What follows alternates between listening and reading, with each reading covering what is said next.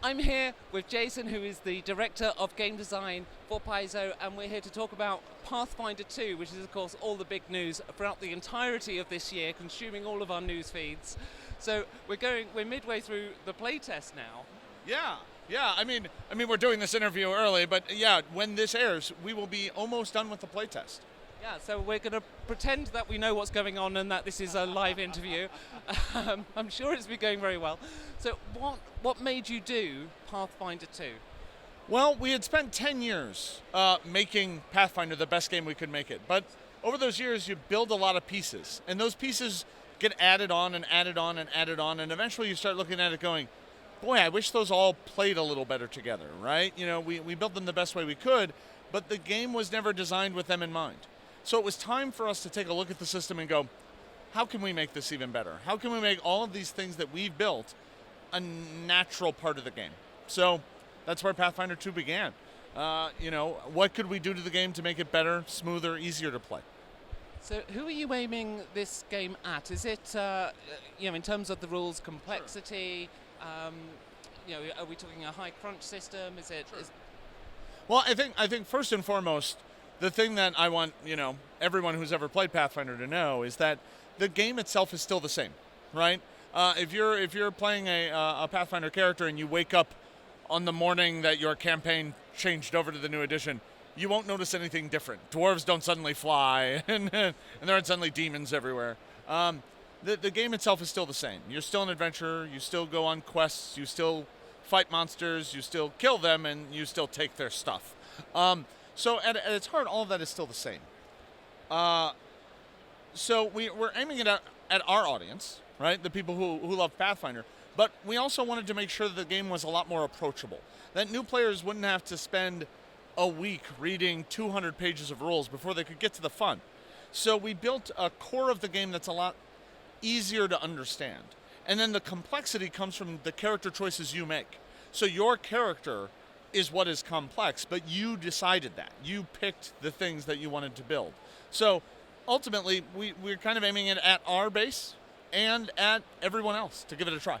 So tell me about the Pathfinder world. So there's so many different takes on fantasy now. Sure. But Pathfinder, does it have one central world theme or? Well, I think when we built the world of Golarion, the first thing that we did is we said, what type of adventures do people like to have? They like horror, okay, cool. They like, high fantasy, that's cool. They like low fantasy, we can do that. They like running around a savage wasteland, okay. We just kind of identified all the different genres that people like to play. And when we built Golarion, we kind of took that in mind and we built regions that allowed you to tell those sorts of stories. So that no matter what kind of adventure or what kind of role-playing game you want to have, there's kind of a spot in Golarion where you can do that. When it comes to second edition, we actually brought more of the world into the game. So inside the Pathfinder playtest rulebook, you will find some bits about Golarion. It's not so heavy-handed that if you wanted to play in another setting, you couldn't do that relatively easily. But the flavor of Golarion is there.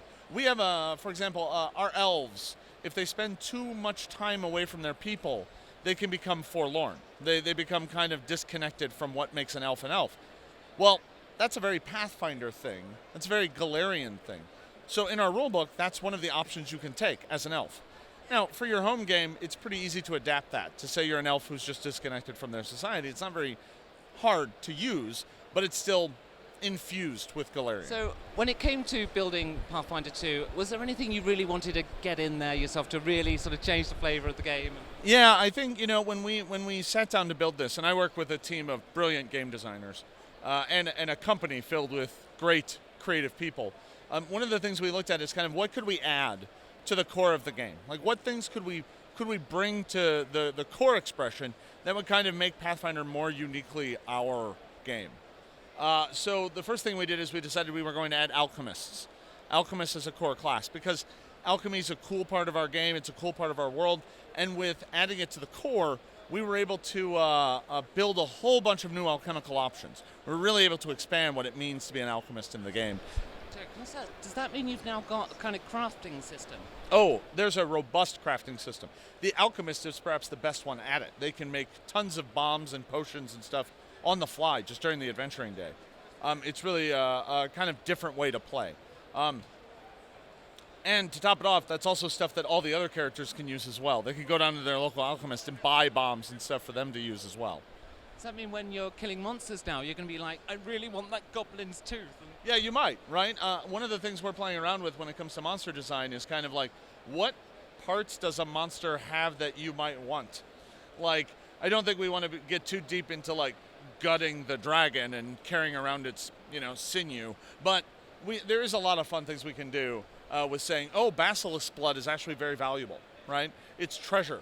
Collecting it and selling it is worth money. So the other thing that we were really excited to add to the game was goblins. We're kind of known for our goblins. Pathfinder goblins are very uniquely us. Now, throughout first edition, they were monsters. They were bad guys. They were enemies to be defeated. But over time, we realized, you know what? No race of humanoids is monolithically anything. So we're like, what would goblins look like if some of them decided to become civilized? If they tried to play nice with their neighbors? And we're excited that in the future, in the coming months, we're going to start talking about ways that that change starts to happen. And we start seeing goblin heroes and we start seeing goblin adventurers as well. So goblin is now one of the core ancestries in Pathfinder. So we're really excited about that. Sounds like they've watched my video on the orcs being nice and having a fair and equitable society. Weird that. You didn't happen to see that video, did you? No comment. No, I'm not claiming copyright. No.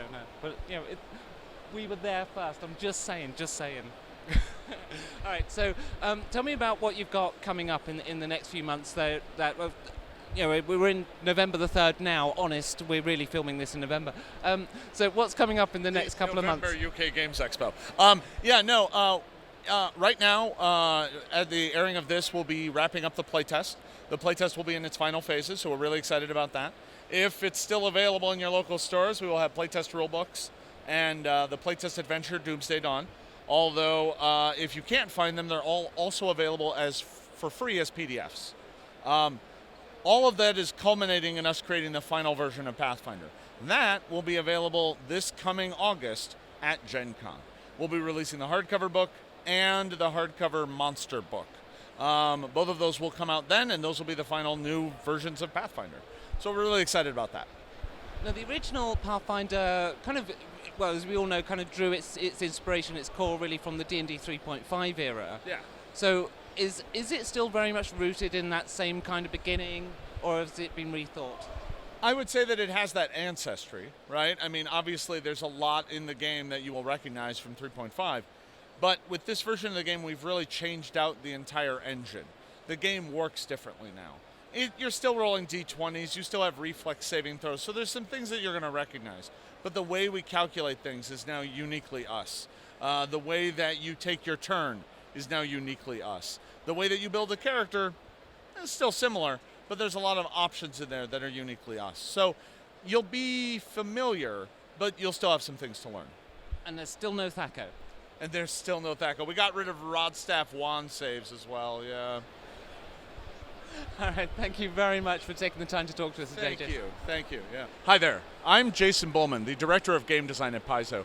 I really want to thank all of you for watching this stream and donating to the Child's Play charity. It means an awful lot to me. And if you could, dig a little deeper and find a couple extra bucks to send their way. I know everybody here would really appreciate it. And hey, good gaming.